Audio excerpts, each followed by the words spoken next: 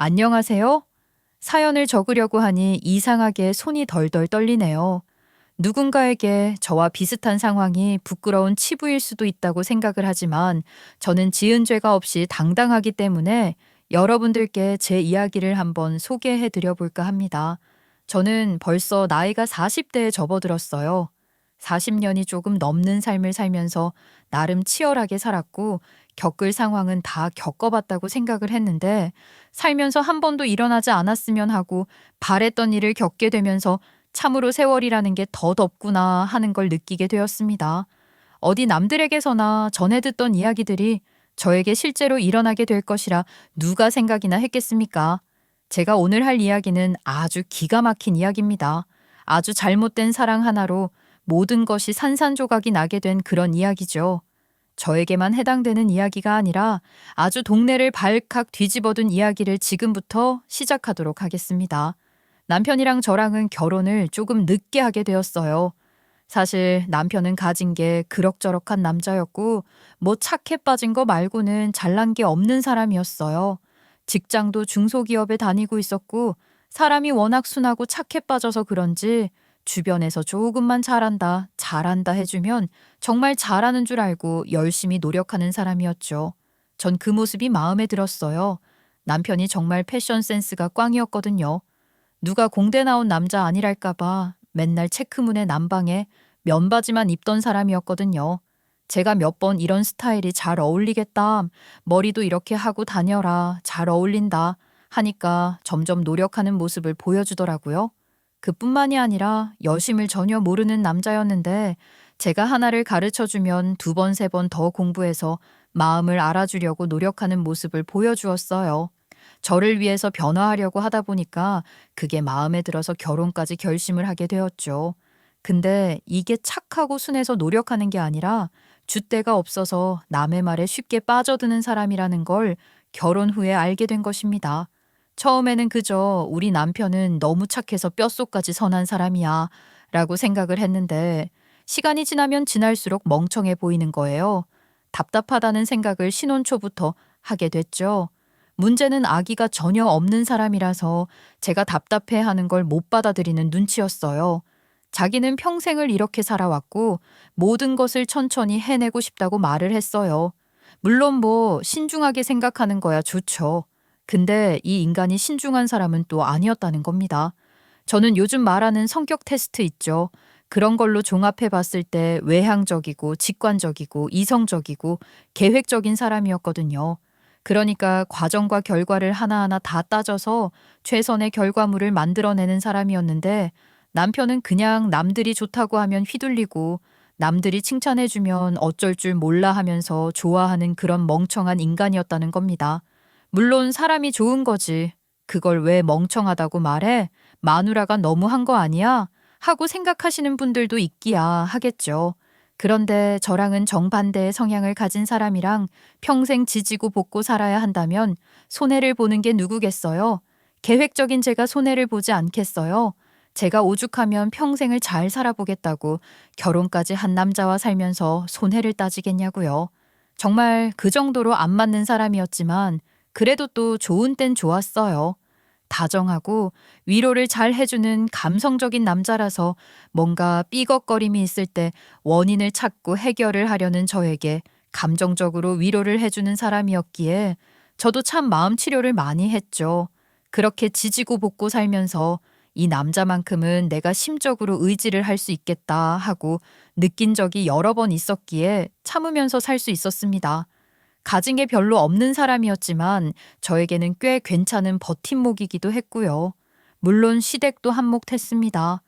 홀로 남편을 키운 시어머니께서는 저를 며느리로 받아주시면서 정말 많은 사랑을 주셨어요. 시어머니께서는 저를 처음 본 순간부터 내 며느리다 싶었다고 하시더라고요. 정말 감사한 일 아니겠어요?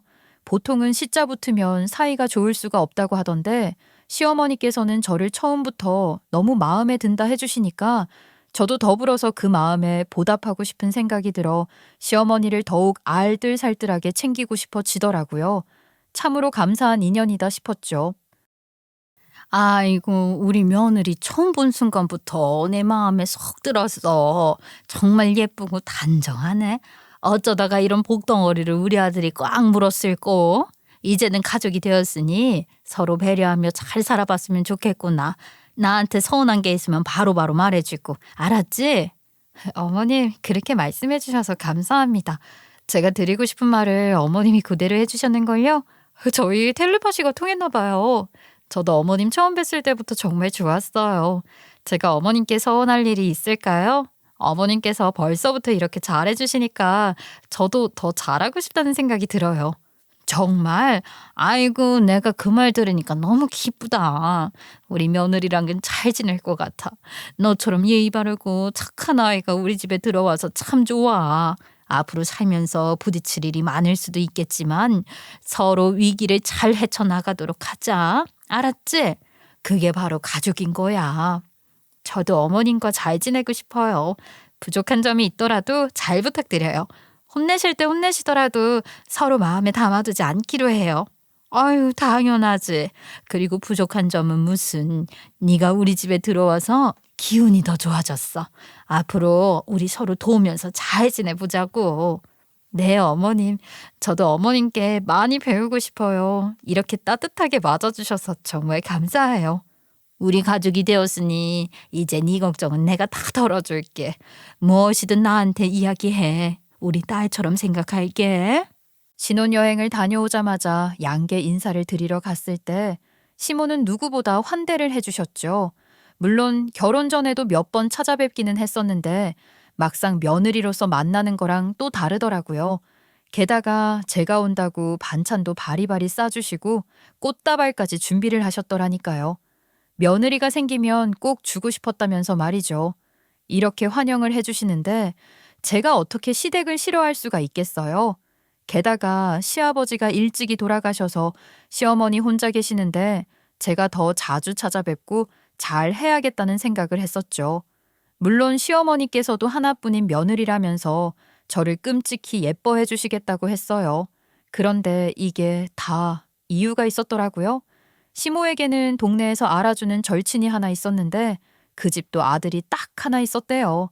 그 집 아들이랑 아주 오랜 시간 경쟁심을 가지고 지냈다고 하시더라고요. 그러니까 누가 더 공부를 잘하네, 대학을 잘 갔네, 취업을 잘했네 그런 거 있잖아요.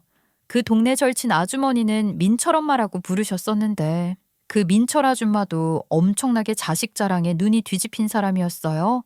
하필이면 우리 남편이랑 생일도 비슷해, 키도 비슷해, 외모도 볼품없는 게 비슷했거든요.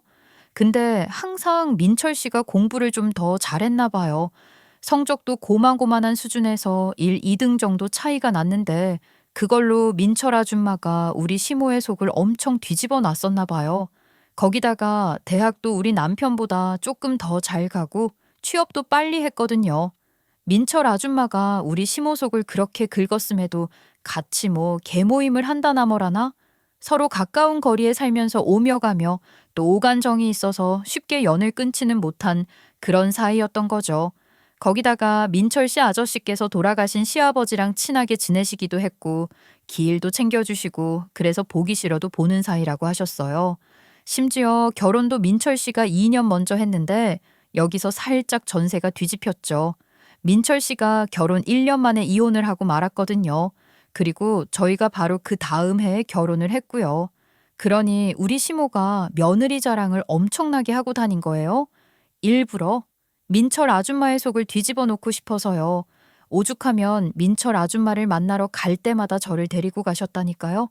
계모임 하실 때도 저를 데리고 가서는 일부러 시어머니께서 본인 카드를 저에게 주시면서 저보고 계산을 하라고 시키기도 하셨어요.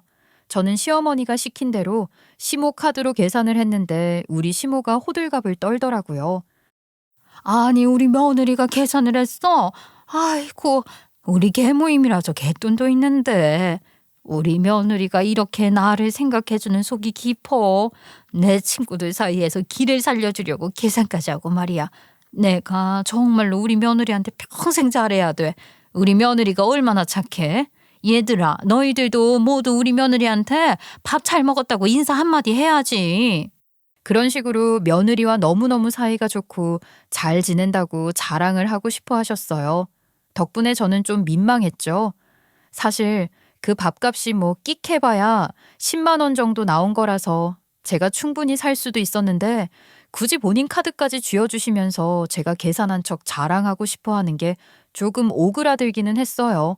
근데 이게 또 한 방 먹히더라니까요.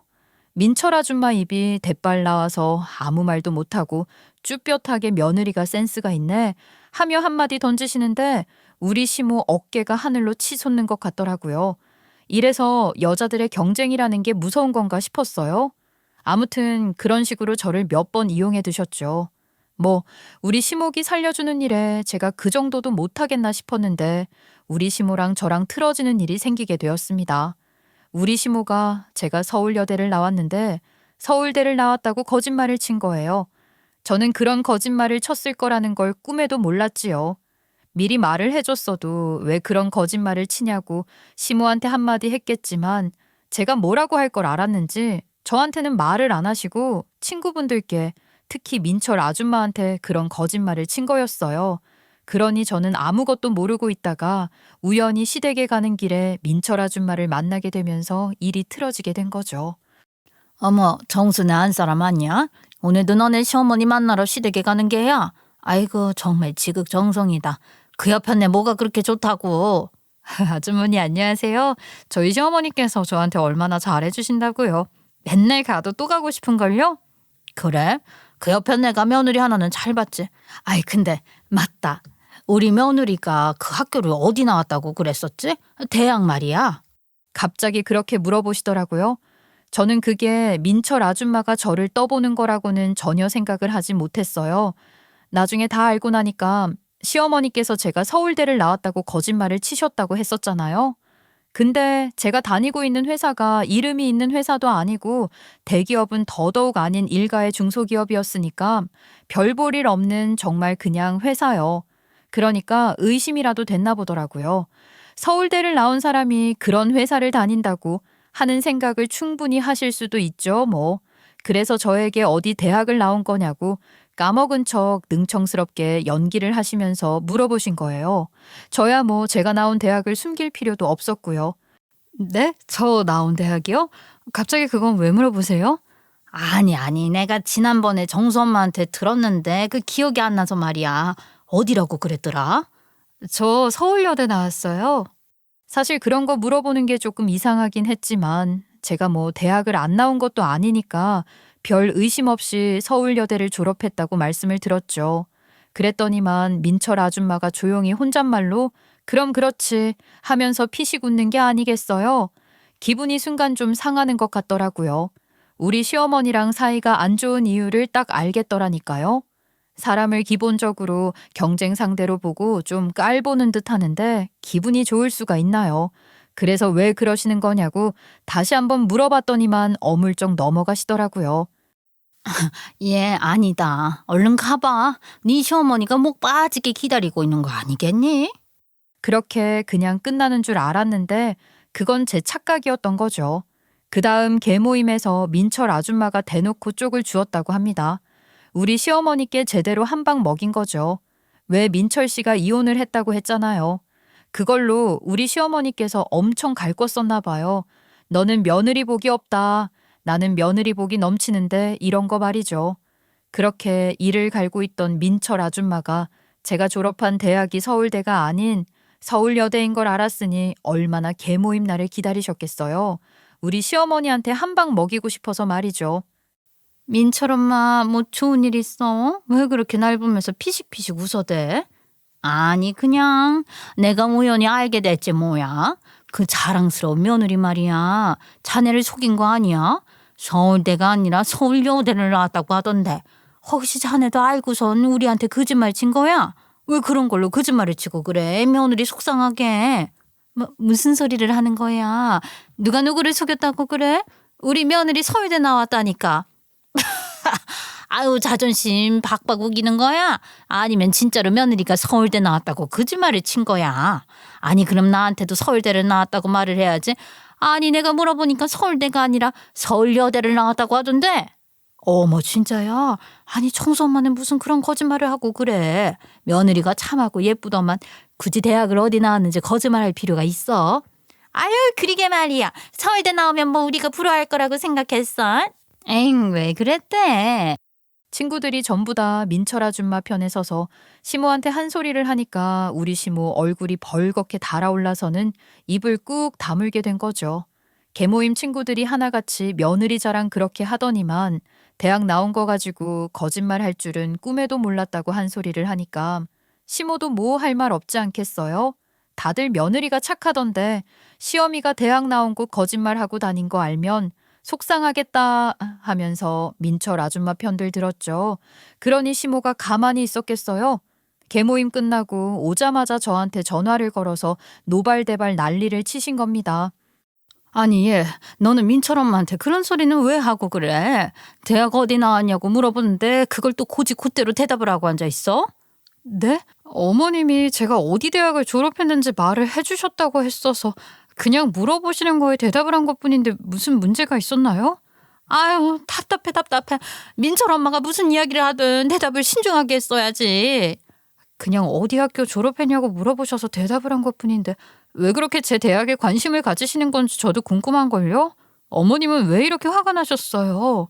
그건 알 거 없고 내가 아주 너 때문에 못 살겠다. 올해 들어서 가장 쪽팔린 하루였다고. 아유 이게 다 너 때문이다. 영문도 모르고 비난을 받으니까 제가 무슨 실수라도 했나 싶어서 처음에는 조마조마하더라고요. 그런데 나중에 민철 씨가 우리 남편한테 말을 해줘서 서울대 사건의 전말을 알게 된 이후부터는 저도 화가 나더라고요. 그때부터 좀 이상한 시모의 행동이 눈에 밟히듯이 보이는 거예요. 시모가 자기 기 살리고 싶어서 저를 이용하고 있다는 사실을 알게 되었고 그 때문에 기분이 나빠지게 되었죠. 물론 제 자랑을 해주시는 거야 감사한 일이었는데 남들에게 일부러 보여주려고 꾸며가면서 거짓말까지 해가면서 저를 이용하는 건 좀 아니지 않겠어요? 근데 정말 결정적인 사건이 일어나게 되었습니다. 결혼한 지 5년 차가 되었을 때였어요. 그러니까 제 나이가 40을 간 넘겼을 때 남편이 월급 통장을 그동안은 저에게 줬었는데 월급이 안 들어오는 거예요. 여보 이상하네. 이번 달부터 월급 날짜가 바뀌기라도 한 거야? 월급이 왜 안 들어와? 아 그거 내가 월급 통장 다른 통장으로 바꿔서 그래. 앞으로는 내가 받아서 당신에게 생활비를 넘겨줄게. 굳이? 어차피 우리 한 달에 월급 가지고 사용하는 돈 딱 정해져 있고 나머지는 저축하잖아. 굳이 번거롭게 왜 당신을 거쳐서 받아야 해? 저는 이해가 가질 않았어요. 저희 부부가 맞벌이로 지내다가 제가 아이를 둘 낳고 난 이후에 육아에 전념하고 싶어서 일을 그만두게 되었거든요. 아무래도 외벌이가 되고 나서부터 들어가는 돈이 있다 보니 생활이 좀 빡빡해지는 느낌이 들었거든요. 애들이 커가면서 들어가는 돈도 많았어요. 그래서 남편이랑 저랑 용돈만 딱 빼서 쓰고 나머지는 생활비, 보험료, 각종 세금, 대출비 이런 걸로 썼는데 갑자기 월급을 자기가 받아서 보내주겠다고 하니까 이상하잖아요? 남편 월급 통장으로 자동이체를 걸어둔 게 많았으니 오히려 번거롭기만 하다는 생각이 들었죠. 그런데 글쎄 남편이 보내주는 금액이 평소 들어오는 월급에 비해 70만 원만큼 줄어든 게 아니겠어요? 저는 이게 무슨 일인가 싶었죠. 여보 왜 70만 원이 비어? 당신 월급에서 70만 원이 덜 들어왔는데? 아 내가 용돈이 조금 더 필요해서 이번에는 그만큼 가지고 살아야 할 것 같아. 우리 그나저나 그 보험료 좀 줄일까? 갑자기 잘 넣던 보험료를 왜 줄여? 갑자기 줄여버리면 우리 보장 내용도 달라지고 여태 부었었던 거 죄다 쓸모없게 되는 건데 그걸 몰라서 그래? 그리고 당신이 술을 마시는 것도 아니고 담배를 피우는 것도 아니면서 용돈이 왜 그렇게 많이 필요한 건데? 용돈으로 70만 원이나 더 필요하다고? 당신 뭐 사고 쳤어? 그게 이걸 어떻게 말을 할지 모르겠네. 여보 미안해. 뭔데 이렇게 무섭게 분위기를 잡고 말을 해. 당신 정말 무슨 큰 실수라도 저지른 거야? 왜 무슨 일인데? 누구 때렸어? 아니면 대출이라도 받았어? 그게 실은 내가 일을 하다가 실수를 크게 해버리는 바람에 감봉 처리를 받았어. 미안해. 말 안 하고 싶었는데 돈이 비니까 어쩔 수가 없네. 몇 개월 동안 아마 이렇게 생활해야 할 거야. 일하다가 실수를 해서 감봉 처리를 받았다고? 잘 좀 하지. 어쩌다가 감봉까지 받을 정도로 큰 실수를 저질렀어. 아이, 그러니까 말이야. 나도 정신 똑바로 차리고 살아야 하는데 미안해. 몇 개월만 좀 버텨줘. 남편이 불쌍하게 말을 하니까 잔소리를 더 얹지 않고 알겠다고 했는데 이 인간이 감봉 처리를 받았다는데 하고 다니는 모습은 너무 좋은 거예요. 우리가 외벌이가 되면서 남편이 옷도 안 사입고 머리도 동네 이발소 같은 데서 싸게 깎고 다녔는데 어느 날은 파마를 하고 나타난 게 아니겠어요? 제가 무슨 바람이 불어서 파마를 했냐고 하니까 자기도 이제 아저씨인데 너무 아저씨 티내고 다니고 싶지 않다면서 파마 한번 해봤다고 하더라고요. 천하태평이구나 싶은 생각이 들었죠. 막말로 감봉당한 주제에 아주 가지가지한다 싶지 않겠어요? 아저씨면 아저씨지 아저씨답지 않게 보이고 싶다는 게 웃기더라고요. 근데 한 6개월이 지나도 감봉된 월급이 돌아올 기색이 없는 거예요. 저 여보, 근데 감봉이 몇 개월이나 걸려 있는 건데? 6개월이 지났는데도 월급이 돌아올 기색이 없어서 말이야. 감봉도 보통 3개월이면 끝나는 거 아니야? 그게 사실은 내가 말하지 않은 게 하나 더 있는데 내가 잘못했어. 미안해. 이번에는 또 뭔데? 당신이 그럴 때마다 진짜 심장이 벌렁벌렁거려. 무슨 일인데 그래? 사실은 내가 깜빡 속아서 다단계에 빠져서 빚을 졌어. 그거 갚느라 매달 그렇게 돈을 썼던 거야. 여보, 내가 정말 잘못했어. 나는 그게 다단계인 줄 모르고 큰 돈을 벌 수 있다고 하길래 당신이 일을 안 하니까 나라도 더 벌어오자 싶어서 그랬던 거야. 여보, 정말 미안해. 뭐라고? 다단계라니. 갑자기 그게 무슨 소리야? 아니, 당신이 그런 데에 속는다고? 정말로?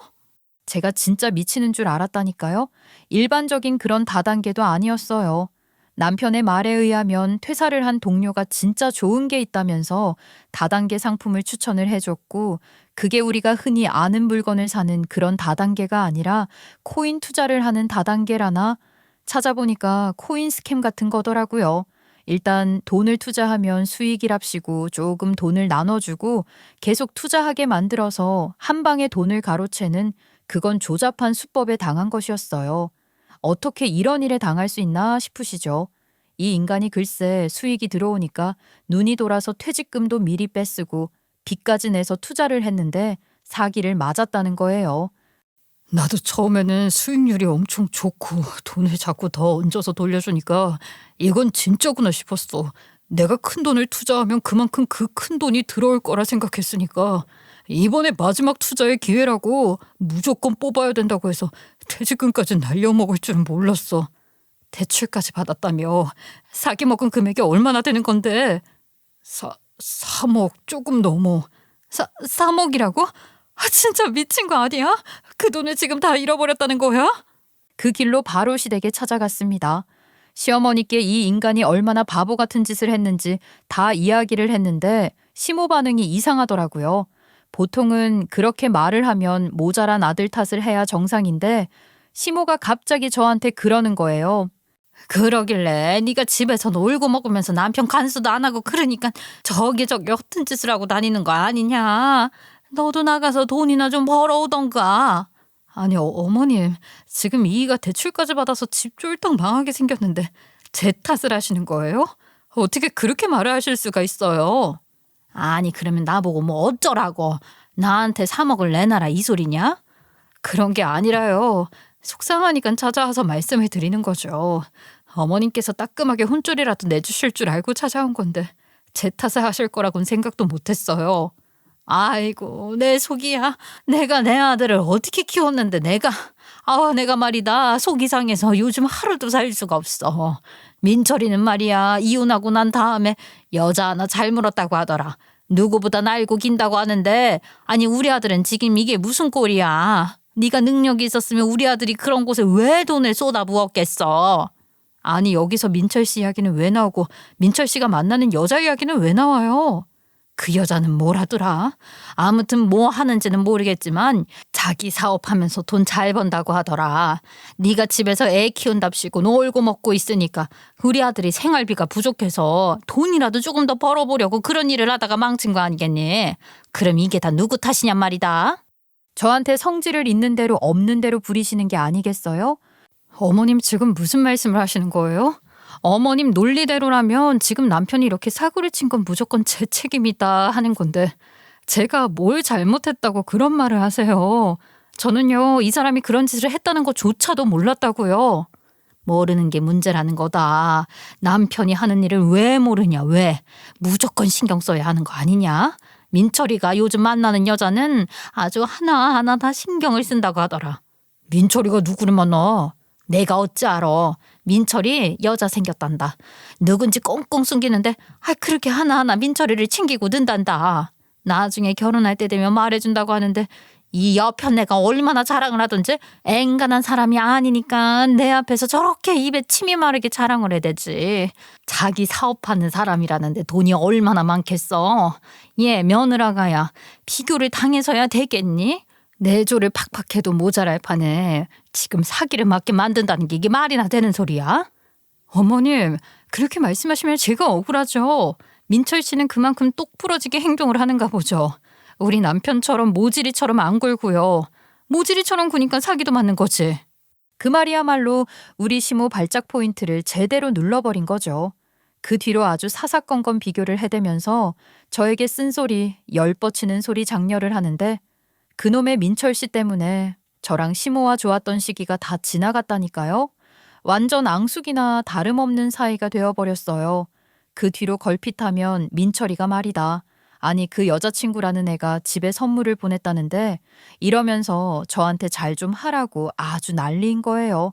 거기다가 민철 아줌마가 그 원흉의 여자를 개모임에 데리고 나왔다네요. 얼굴이 이쁘고 시원시원한 성격에 걔는 저랑 달리 진짜 지 카드로 밥값 계산하고 갔다면서 돈도 잘 번다더라 하는데 시모가 어찌나 비교를 해대던지 얼굴도 모르는 그 여자 때문에 골치가 아플 지경이었어요. 아이, 너는 그래서 언제까지 집에서 놀고만 있을 거야. 아주 속이 터져 죽겠다 죽겠어. 내가 이렇게 잔소리를 해야 알아듣니? 나가서 돈이라도 벌어와야 할 거 아니야. 시모가 저를 이잡듯이 잡으면 저는 그날 저녁에 퇴근하고 돌아온 남편을 쥐어뜯었어요. 시모에게 당했던 것들을 전부 다 남편에게 일러 바치면서 어떻게 좀 해보라고 난리를 쳤죠. 남편도 아마 많이 힘들었을 겁니다. 이해를 못하는 건 아니지만 제가 너무 극심하게 스트레스를 받았기 때문에 저도 풀어내야 할 곳이 필요했어요. 근데 문제는 남편이 시모한테는 말 한마디를 못하고 저한테만 계속 참아달라, 참아봐라 부탁만 하는 거예요. 나도 더 이상은 못 참겠어. 하루 종일 일하고 돌아왔는데 마누라는 바가지만 긁고 있잖아. 내가 이러는데 집구석에 들어오고 싶겠어? 뭐라고? 지금 빚을 3억이나 지는 바람에 이 사달을 만든 게 누군데? 나라고 민철 씨 여자친구랑 비교당하고 싶어서 당해? 내가 왜 비교를 당해야 하는데? 거기다가 당신도 그래. 매달 70만 원씩 갚아서 어느 세월에 그 빚을 다 갚을 거야? 3억이나 되는 돈을 어떻게 다 갚을 거냐고.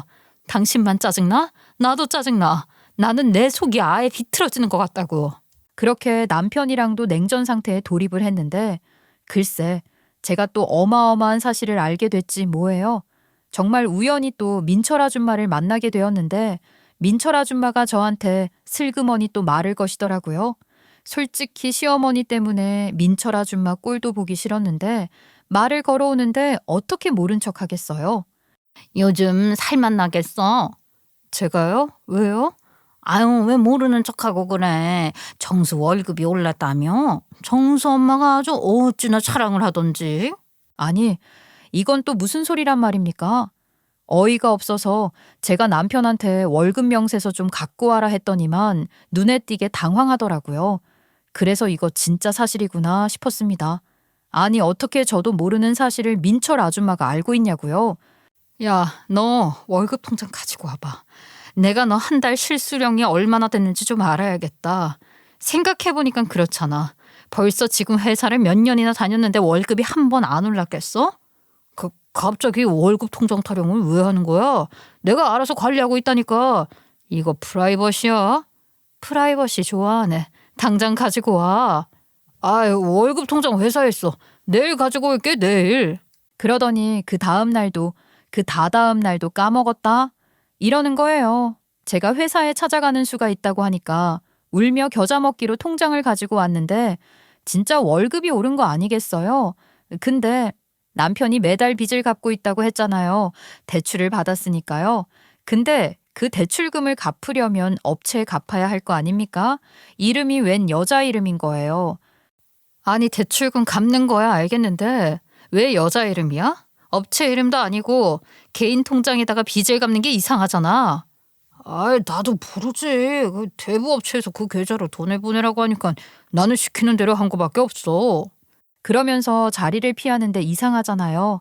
저는 남편이 의심되기 시작했어요. 빚이 있으면 사람이 피폐해지기 마련인데 너무 천하태평이기도 하고요. 평생 일한 직장 퇴직금을 모조리 다 잃었는데 근심 걱정 하나 없어 보이는 게 이상하잖아요. 이 와중에 미용실을 다니는 건지 뭔지 머리는 꼬박꼬박 파마를 하고 앉아 있고요.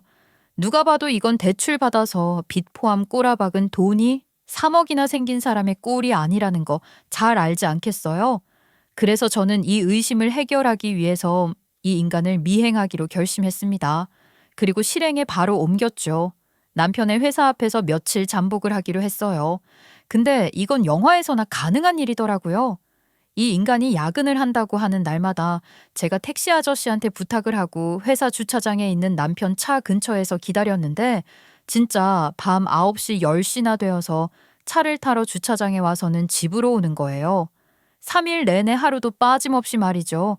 진짜 야근을 하는 건가 싶었는데 아무리 생각해도 의심이 지워지지 않아서 결국 맘카페에 글을 올렸고 거기서 어떤 회원이 개인 쪽지로 탐정사무소를 알려줬어요. 의심은 전문가가 해결하는 거라면서 말이죠. 저는 결국 탐정사무소에 고민 끝에 찾아가서 의뢰를 맡겼고 딱 3주일 지나서 탐정이 저에게 증거를 잡았다고 연락을 해오더라고요. 역시 전문가는 다르더라니까요. 이놈이 글쎄 두 집 살림을 하고 있다는 거예요. 회사 근처에 있는 작은 빌라에서 웬 여자랑 만나고 있더래요. 회사 근처라서 걸어서 이동을 했고 다시 저녁에 회사 주차장에 와서 차를 끌고 간 거예요. 왜 그렇게 번거롭게 했을까요? 하니까 블랙박스 때문이겠죠 하는데 상상도 못한 답변이었죠. 그렇죠. 그 여자네 집에 차를 끌고 가면 블랙박스에 찍히니까요. 근데 글쎄 탐정이 이를 기깔나게 하는 게 그 여자가 운영하는 가게가 있는데 그 가게를 남편이 얻어준 것 같다는 거예요. 뭐라고요? 그 인간이 가게를 얻어줘요? 아니, 이게 어떻게 된 일이에요? 그 인간 빚도 있는데요. 저야 자세한 사정까지는 모르겠지만 그 근처 부동산을 돌아다니면서 알아보다가 부동산 주인이 말해줬어요. 거기 부부요 하면서 인꼬 부부라고 여자가 운영하는 가게가 있는데 남편분이 얻어주신 가게라고 하던데요. 완전 부글부글 속이 들끓지 않겠어요? 저는 그들이 다정하게 손잡고 산책을 하는 사진부터 집에 같이 들어가는 사진까지 전부 탐정에게 받았습니다. 그 증거를 어떻게 써먹을까 고민을 하는 사이에 시어머니의 칠순이 코앞으로 다가왔어요. 남편 놈이랑 저랑 계속 냉전 상태이긴 했었지만 칠순이시니 생신을 어떻게 준비를 해야 할까 말을 하긴 했었거든요. 근데 글쎄 저한테 칠순잔치 신경 쓰지 말라고 했었어요. 그냥 시모가 가족끼리 외식하면 된다고 했다고 해서요. 근데 이게 그렇게 만만하게 넘어갈 수 있는 일이 아니었더라고요. 시모 생신 2달 뒤에 민철 아줌마 생신인데 민철 씨가 만나는 여자랑 같이 민철 아줌마 칠순잔치를 예약했다고 자랑을 하더래요. 그 말에 시모가 우리 며느리는 직접 상 차려준다고 했는데 너희들도 오라고 했다는 거예요. 그러면서 남편이 칠순잔치 준비 좀 해줘 이지랄 하는 거 있죠. 아니 바람핀 새끼가 지금 저한테 시모 칠순 잔치상 차리라는 게 말이 되냐고요. 나한테 칠순잔치상을 차리라고? 내가 그걸 왜 해야 하는데? 밖에서 밥 먹자고 말한 게 누군데 갑자기 칠순잔치상을 차리라는 거냐? 우리 엄마가 해달라잖아. 아이, 엄마 생신인데 그것도 못 해줘? 순간 열이 받아서 너 바람낭어 다 안다 하고 말을 하려는데 남편 놈이 되려 그러더라고요. 누구는 비교당하고 싶어서 당하냐고. 당신이 잘 좀 하면 됐잖아. 미리미리 센스 있게 싫다고 해도 칠순잔치 해드린다고 박박우겼으면 당신 손으로 상 차릴 일이 있었겠어. 순간 제가 여기서 너 바람낭어 다 안다고 해봐야 바뀌는 게 뭐가 있나 싶더라고요. 복수는 항상 칼을 갈고 해야 하지 않겠어요? 그래서 제가 웃으면서 그랬습니다. 그래, 듣고 보니까 그 말도 맞는 것 같네. 그 개모임 하시는 친구분들 6명만 모이는 거래. 그러면 내가 준비 한번 해볼게. 그리고는 계획을 철저하게 준비했습니다. 시어머니께 먼저 전화를 걸었죠. 아이고, 네가 웬일이냐? 혹시 내 칠순잔치 때문에 전화한 거야? 네, 맞아요, 어머님. 어머님 칠순잔치 하고 싶으시다고요? 친구분들 6명만 오시는 거예요? 왜? 인원 더 불러도 되냐? 안 그래도 오고 싶다는 산악회 친구들이랑 친척들도 있는데. 예, 어머님 편한 대로 하세요. 잘 됐다. 민철 엄마한테 이 기회에 내가 본때를 보여줘야겠네. 그러면 한 30인분 준비해놔라. 칠순잔치 상이니까 떡 케이크도 2단이나 3단으로 올려두고 선물도 준비해야 하는 거 알지? 그럼 우리 집보다 좀 더 큰 너네 집으로 갈까? 저희 집도 좁을 것 같으니까 장소는 제가 준비해서 말씀드릴게요. 당일 오전에 먼저 어디 카페 같은 데 모여 계시면 제가 안내할게요. 아이고, 네가 웬일이냐 진짜. 못하겠다고 강짜 부릴 줄 알았더니만. 민철 씨네도 뭐 준비한다고 했다면서요. 질 수 없죠. 제가 상다리 부러지게 차릴 테니까 친구분들 죄다 끌고 오셔요. 저는 실패를 하지 않기 위해서 정말 만발의 준비를 했습니다. 그렇게 2주일이 지나고 시모의 칠순날이 오게 되었어요. 시모는 아침부터 미용실 가서 준비를 하네 뭐하네 난리를 치시더라고요. 호박의 줄 긋는다고 수박되는 것도 아닌데 말이죠. 시모가 도대체 장소가 어디냐고 캐묻기도 시작하셨죠. 너 준비 제대로 한 거 맞지? 어디 말도 안 되는 뷔페 예약한 건 아니지? 내가 아들한테 넌지시 물어보니까 우리 아들도 하나도 모르던데. 너 아무것도 준비 안 한 건 아니지? 아니 우리 아들은 왜 아무것도 몰라? 어머님 조금만 기다리시라니까요. 장소 준비 다 해놨어요. 어머님 친구분들이랑 신나게 놀 수 있는 곳으로요. 그리고 그이는 어머님 칠순잔치에 관심도 없던걸요? 제가 일부러 서프라이즈 하고 싶다고 꽁꽁 숨기기도 했지만요. 아무튼 다들 모이시면 그때 말씀드릴게요. 점심때쯤 되니까 시모가 친구들 다 모였다면서 제가 대충 정해준 지하철 역 앞에 있다고 말을 하시더라고요. 저한테 장소가 어디냐고 어딘데 이렇게 꽁꽁 숨기냐고 난리를 치시더라고요. 그래서 저는 그때서야 시모에게 주소를 보내주었죠. 코앞까지 숨겨야 할 이유가 있었어요. 남편이 알면 안 됐거든요. 그날이 말일이라 남편이 회의에 참석해야 한다는 걸 알고 있었고 보통 회의를 점심 먹은 이후에 하고 있었기 때문에 그때 주소를 보내놓으면 남편이 회의에 들어가느라 휴대폰 연락을 확인 못할 거라는 걸 알고 있었거든요. 아유 웬 상가 1층이야. 이런데 칠순잔치를 할 법한 공간이 있다고? 네, 와보시면 알아요. 친구분들 다 끌고 오셔요. 그리고 저는 상간역악의 건너편에 있는 카페에서 상간역악계를 지켜보고 있었습니다. 시모가 글쎄 개모임 친구들의 친척들의 다른 친구들까지 다 끌고 오셨더라고요. 대충 한 30명 가까이 되는 인원이 상간역악계 앞에 모인 거예요. 그러더니 시모가 두리번 이게 맞나? 하고 확인을 하더라고요. 그것도 그럴 것이 상간역악의 주소가 바로 미용실이었거든요. 남편 이놈 새끼가 자꾸 머리를 볶더니만 이유가 다 있었던 거죠. 상간녀에게 미용실을 차려줘서 파마를 하고 다녔던 거예요. 거기다가 코인으로 사기 맞은 거요? 뻥이었어요. 상간녀 가게를 퇴직금 털어서 해주고 상간녀 가게 월세 내고 데이트한답시고 돈 빼서 쓰고 있었던 거였죠. 그 통장에 계좌이체 하던 이름, 그게 상간녀 이름이더라고요. 그러니 제가 이판사판이지 않겠어요? 한순간에 다 까발리고 아주 시모머리부터 발끝까지 쪽팔림 주고 남편 새끼 인과응보 제대로 쳐맞게 한 다음에 이혼을 할 생각을 한 겁니다. 그래서 상간녀 가게로 부른 거였어요. 시모가 미용실에 들어가는 거 보고 저도 빨간 립스틱 딱 바르고 미용실로 갔습니다. 시모랑 시모 친구들 할 거 없이 미용실 앞에서 어리둥절하면서 들어가도 되나? 하시더라고요. 일단 규모가 크지 않은 1인 샵 같은 곳이었고 상간녀 혼자 일을 하고 있었는데 대충 20, 30명 되는 인원이 그 앞에서 서성이다가 여기가 맞나? 하면서 들어가니까 뭔 일인가 싶었겠죠. 저는 그 사이를 비집고 들어갔습니다. 그러자 나를 발견한 시모가 놀라서 저를 부르더라고요. 어머 얘 여기는 미용실이잖니. 너 주소 헷갈린 거 아니야? 여기서 무슨 칠순잔치를 한다고 그러니? 아유, 어디야? 장난치지 말고 빨리 말해. 제가 보내드린 주소 여기 맞는데요.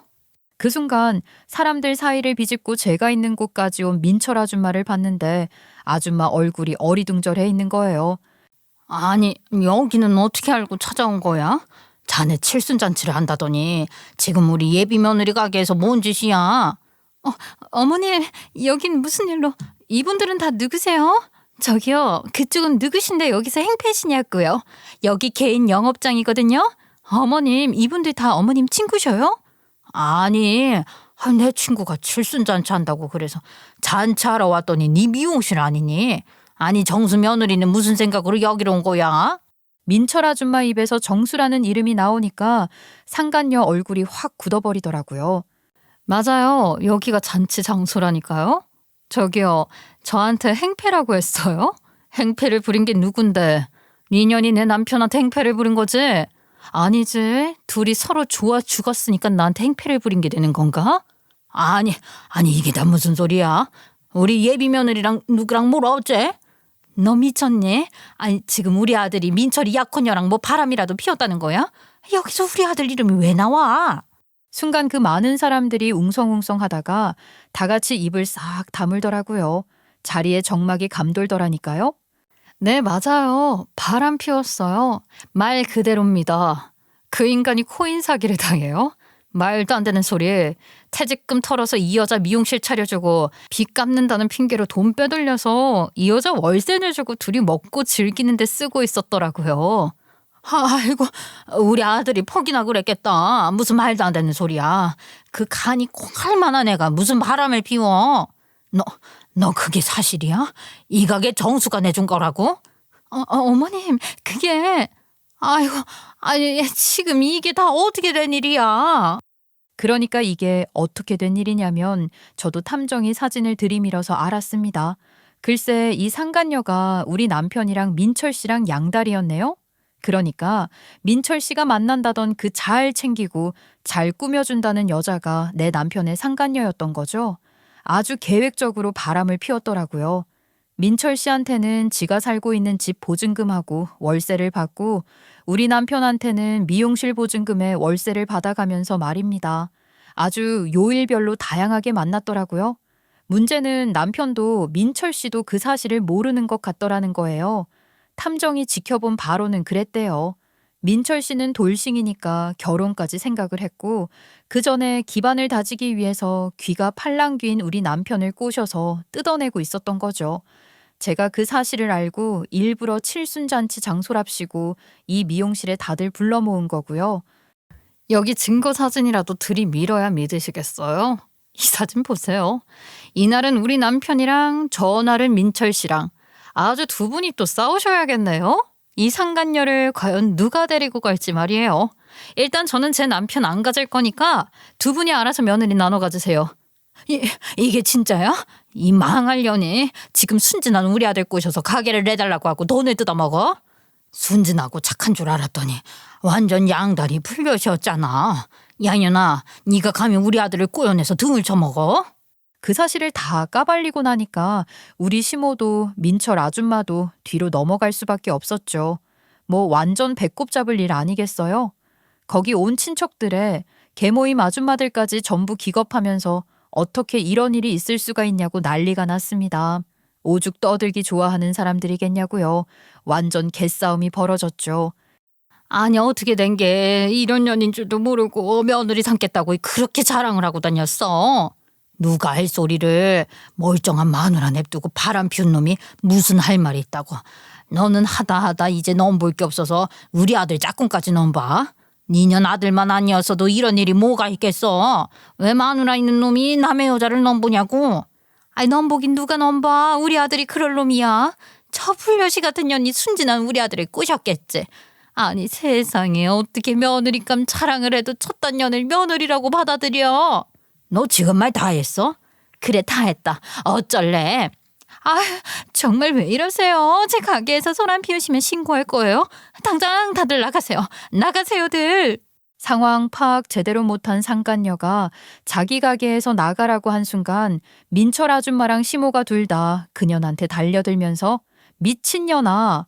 누구 때문에 이 사달이 났는데 하면서 머리끄덩이 붙잡고 아주 난리를 치더라고요.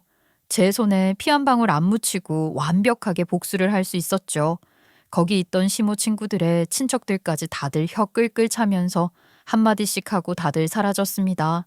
시모 인생 최고의 칠순이지 않겠어요? 저는 그 자리에서 배꼽을 잡고 깔깔거리면서 웃었습니다. 가게에는 상간녀 저, 민철 아줌마 시모 이렇게만 남았어요. 저는 상간녀와 시모에게 선언했습니다. 재미난 꼴 보여주셔서 감사합니다. 덕분에 속은 시원하네요. 저 이혼할 거고요. 위자료에 재산분할까지 제대로 받아 챙길 겁니다.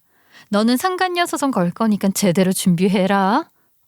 아니 며느라가야 얘 이혼이라니. 그게 무슨 소리니. 애도 있으면서. 가정을 지킬 생각을 해야지. 내가 우리 아들 아주 단단히 혼내놓으마. 2번 다시는 이런 짓 하지 않게. 한 번 바람 피운 놈이 2번은 안 피우겠냐? 이혼해라. 그게 너한테도 좋은 일이다. 인연이 진짜 보자 하니까 지 아들 이혼남이라고 남의 아들까지 이혼남 만들려고 작정했냐? 너는 어디서 개떡 같은 년 데리고 와서는 며느리 자랑하더니 상간녀 아니냐 상간녀.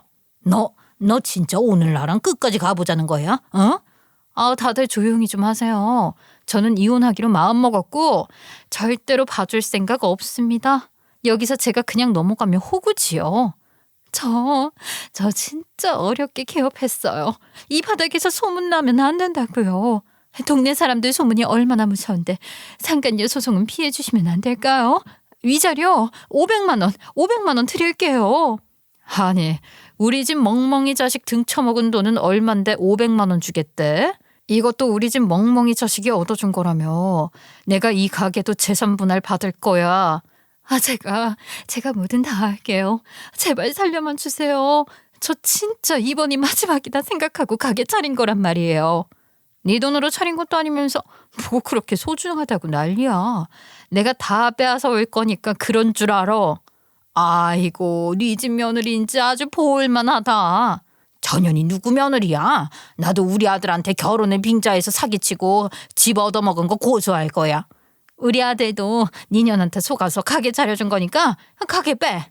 서로 싸웠다가 편먹었다가 아주 묻은 것들끼리 볼만하다 싶었습니다.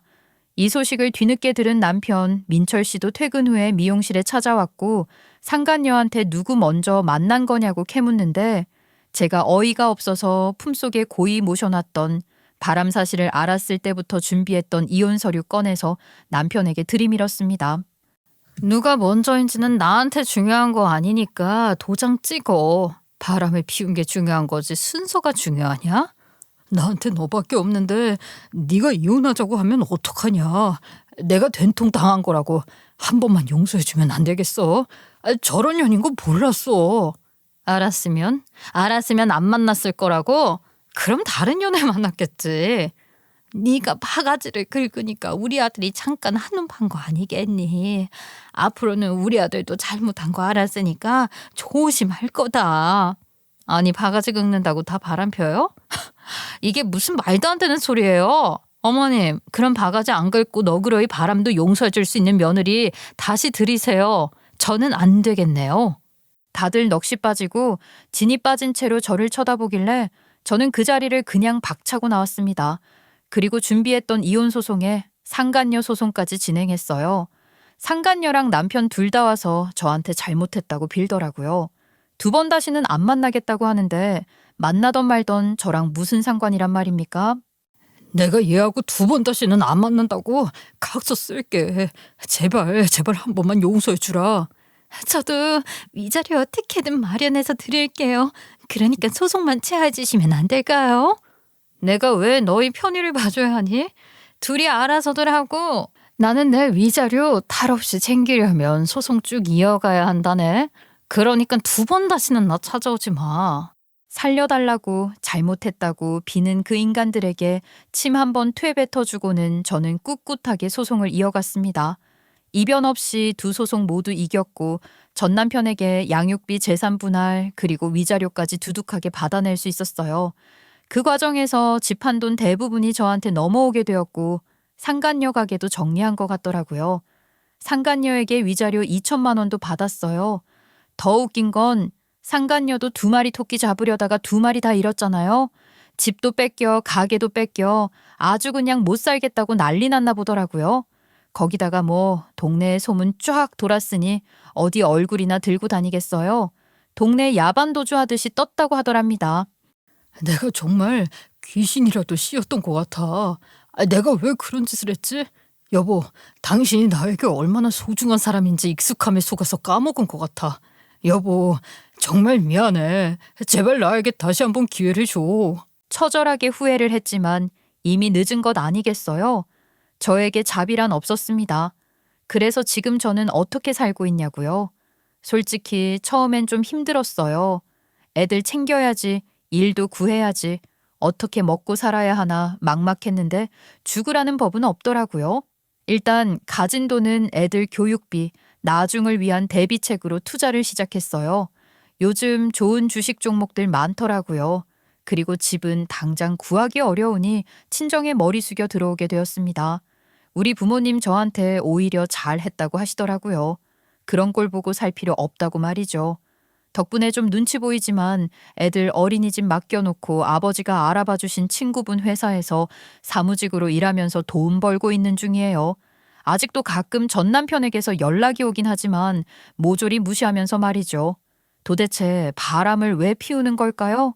스릴을 즐기기 위해서라기엔 잃을 게 너무 많은데 말이죠. 제발 다들 정신 좀 차리고 살았으면 좋겠습니다. 제 이야기 끝까지 들어주셔서 감사합니다.